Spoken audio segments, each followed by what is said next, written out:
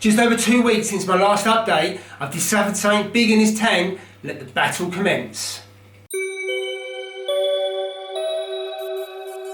Welcome to my latest update on the Sea Max Nano Peninsula, which is a 100 litre tank, and it's about 16 months old now. So since my last update, I've done a couple of changes to the tank and also discovered something that I didn't think existed in my tank before, and I've never had it in all the 9 years that I've been reefing. But first of all, I'd like to say thank you. Thank you for everyone who watched my last video, and thank you for the comments. There's been loads of comments in terms of what I should do with the tank. Tank looks really good. Around it's not cyanobacteria, it's actually dinos. Now I've always associated dinos with a tank looking a bit snotty, having bubbles, that kind of thing. And in all the years I haven't recognised, if I've had it before, that I've had it. But I'll get back to that in a moment. So what I have changed on the tank is 2 or 3 things. So about 3 weeks ago I stopped doing water changes, and the phosphate started to increase above 0.14. So what I did 2 weeks ago, just after the last video, I added some Rowaphos, just a small amount, so it was the right dosage for 100 litres, but I could have doubled it if I'd put it in a reactor. And I just put it in the chamber in the back where there's the overflow, so most of the water goes through it. As a result of that, over 2 weeks it's come down to 0.08, so I've taken the Rowaphos out. So I want to keep it around about the 0.1 level, and I'll come on to that in a moment. I've started dosing Miracle Mud again, so I've got this from a fellow reefer, Jay's Reef UK. So I've got a pot of that, and I'm adding a pea size of that every week. So every Sunday I do that. So that's I've dosed that twice already, and then I've restarted using the Eco Balance, and I'm dosing that on a Wednesday. I'm not doing the full dose. You can have 5 cupfuls per 25 gallons of 100 litres, but I'm dosing half at the moment just to see how it goes. So that's the bacteria. I have added some copepods, so they've gone in. I plan to add those every probably 1 to 2 weeks. I've just received some phytoplankton, so I'm not going to dose that yet. I'm going to hang off that for another week, so I want some of the other changes to come through, just to make sure there's no adverse effects. So I'll be testing the tank this weekend, and then after that, if everything's okay, then I'll dose the phytoplankton. But actually, the significant finding was around I should test for dinos.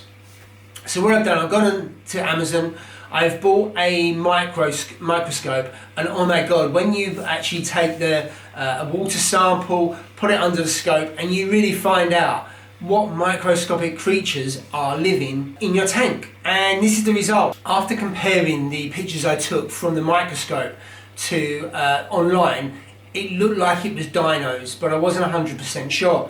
So I joined a group, and again that was recommended in the previous video of Macks Reef Dinos group, and also he was on Reefdude, so I had a look at that video. I'll put in the description. I'll put the link to that video just in case you're interested. I joined the group and posted a video of it, and it is large cell amphibians. As a result of that, and there's about 1,800, what they're saying, different types of dinos. There's no way I was going to be able to identify them on my own. It just shows you the value you can get of different groups and the internet. So based on that, there is some do's and there is some don'ts. So let's go through the do, and I've just kind of written them down. So add carbon, because whilst they're not as toxic as some others, they can release toxins in the tank. And I suspect that's why the urchin died. I've lost a couple of the hermit crabs and also the cherub, because all 3 of those munch away at the rocks and off the sandbed, and if they're eating the dinos, then they're potentially being poisoned. Reduce your lights to 6 hours, so I've reduced the schedule to 6 hours. It was only about 7.5 hours because I'd already reduced it, so I've reduced the lights. And it also says about phytoplankton, which I talked about earlier, copepods, acting bacteria, and also acting some Miracle Mud. There's something else you need to dose as well, but I'll come back to in a moment. But there's also things that you shouldn't do. So don't do water changes, don't use amino acids. You could try a blackout, but it says it probably won't work. And last but not least, shouldn't use a UV. Well, you can put a UV on, but it's going to have very little effect. And the reason being, these are the kind of dinos that do not float around in a tank.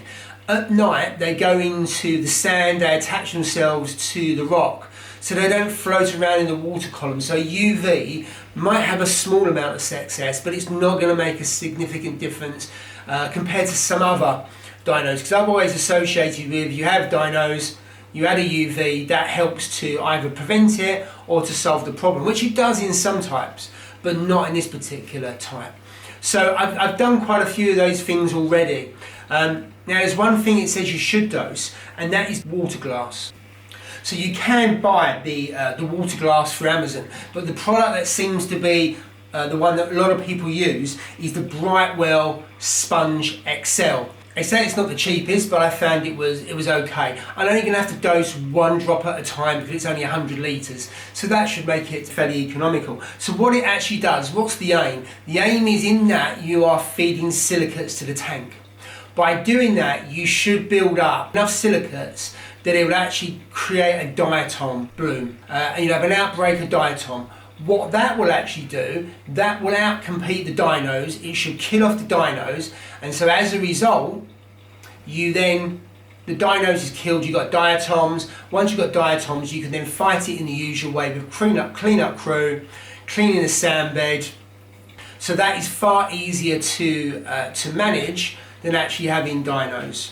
So that's it. So in a way, it's really bad news, but actually it's also quite exciting. This is a challenge I've never had before, never dreamt of having. It's another challenge you have in reefing, and the easy option would be to take all the corals out, take the fish out, go dark for say a month, and then it will cure it. Or I could reboot the tank and take everything out and start going.